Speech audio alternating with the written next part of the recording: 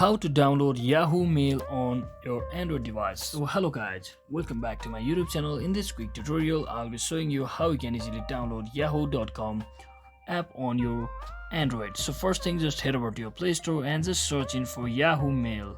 So once you search in for it, just don't confuse yourself and just tap on the first link, first application that is which has over 100 million plus downloads. So what you can do is just tap on install button over here and wait for a few seconds for it to completely install on your device.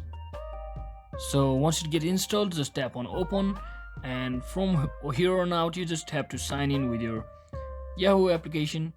If you don't have an account, you can just click on the sign up button to create your Yahoo account.